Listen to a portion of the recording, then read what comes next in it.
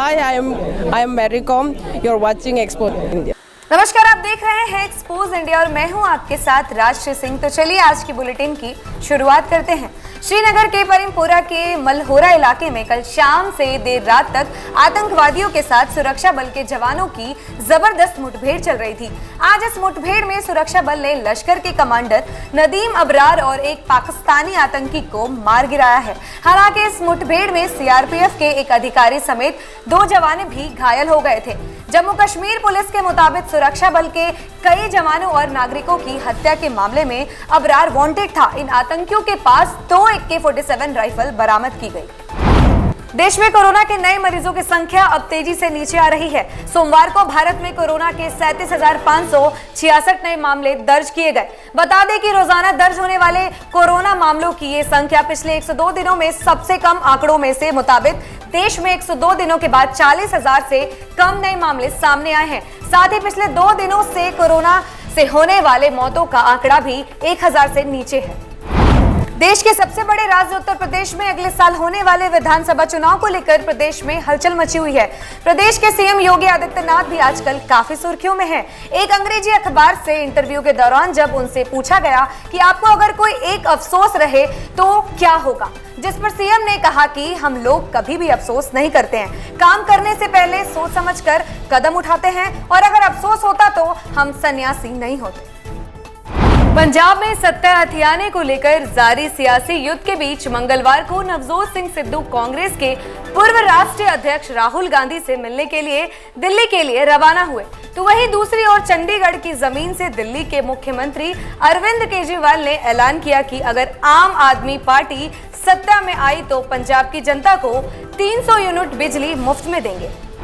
Supreme court ने मंगलवार को सभी राज्य केंद्र शासित प्रदेशों को निर्देश दिया है कि एक देश एक राशन कार्ड स्कीमों को 31 जुलाई तक लागू किया जाए। साथ ही अदालत द्वारा गैर संगठित मजदूरों को डाटा जमा करने का भी निर्देश दिया गया है। कोरोना संकट के बीच कई मजदूर अपने राज्य से दूर रहे। ऐसे में केंद्र की ओर से एक देश एक राशन स्कीम लाई गई थी, जिसे कई राज्यों द्वारा लागू किया गया था। हालांकि पूरे देश में ये स्कीम लागू नहीं हो पाई थी। अब सुप्रीम कोर्ट ने इसे 31 जुलाई तक लागू करने के निर्देश दिए हैं। उत्तर प्रदेश में अगले साल होने वाले विधानसभा चुनाव के लिए सियासी सरगर्मियां तेज हो गई हैं। AIMIM अध्यक्ष ओवैसी भी यूपी में अपनी सियासी आधार बढ़ाने के लिए 100 सीटों पर चुनाव लड़ने का ऐलान किया है। ओवैसी की नजर भले ही सूबे की मुस्लिम बहुल सीटों पर है, लेकिन पीएम मोदी के संसदीय क्षेत्र वाराणसी से लेकर सीएम योगी के गढ़ गोरखपुर तक की चुनाव लड़ने का प्लान बनाया है। उत्तराखंड में 4 धाम यात्रा को लेकर राज्य सरकार ने यू-टर्न लिया है। अब उत्तराखंड की सरकार ने 4 धाम यात्रा को अगले आदेश तक के लिए स्थगित कर दिया है। बताया गया है कि ऐसा उत्तराखंड हाईकोर्ट के ऑर्डर को मानते हुए किया गया है। इससे पहले सोमवार को ही राज्य सरकार ने 4 धाम यात्रा को लेकर कोरोना गाइडलाइंस जारी की थी। साथ ही कहा था कि 1 जुलाई से यात्रा शुरू होगी, जबकि उत्तराखंड हाईकोर्ट ने यात्रा पर 7 जुलाई तक की रोक लगाई गई है। हिमाचल प्रदेश के सिरमौर जिले में सोमवार शाम एक पिकअप वैन गहरी खाई में जा गिरी। इस हादसे में 9 लोगों की जान चली गई, जबकि कुछ लोग बुरी तरह से घायल हो गए। हादसे की जानकारी पाते ही स्थानीय पुलिस और प्रशासन के अधिकारी मौके पर पहुंच गए। राहत कार्य शुरू किया गया और 9 शवों की खाई से निकाला गया।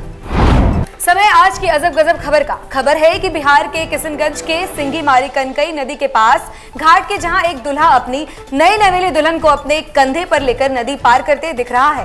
दरअसल रविवार को जब ये जोड़ा शादी करके लौट रहा था तो आधी नदी तो नाव से पार कर ली थी, लेकिन उसके बाद नाव आगे नहीं जा रही थी। तब दूल्हे ने अपनी नई नवेली दुल्हन को कंधे में उठाया और फिर नदी पार करने लगा। इस वाक्य का वहीं मौजूद लोगों ने वीडियो बना लिया है और सोशल मीडिया पर अपलोड कर दिया है। यह वीडियो वायरल होते ही क्षेत्र में चर्चा का विषय बन गया है। बता दें कि पलसा भारत का सीमावर्ती गांव है। उसके बाद नेपाल देश है, जिसके कारण अब तक इस कनकई नदी पर पुल नहीं बन पाया है। देश दुनिया की तमाम बड़ी खबरों से जुड़े रहने के लिए देखते रहिए expose India. Hi guys, this is Alia Bhatt. Hi, this is Vidya Bhatt. Hi, I am Mary Com. Hi guys, this is Neetu Chandra. Hi, this is Sana Khan. Hi, this is Suraj Pancholi. Hi, this is Aftab Shildasani. नमस्कार, मैं हूं अमन यतन Verma. Hello, I am Ritu Singh. नमस्कार, सलाम, सत श्री अकाल. This is Vivek Oberoi. नमस्कार, मैं Manoj Tiwari. Hi, this is Sanchita Banerjee. Expose India, keep watching. Expose India. Expose India. Expose India, keep watching. Expose India. Expose India. Expose India. Expose India. Expose India. Expose India. Expose India. Expose India.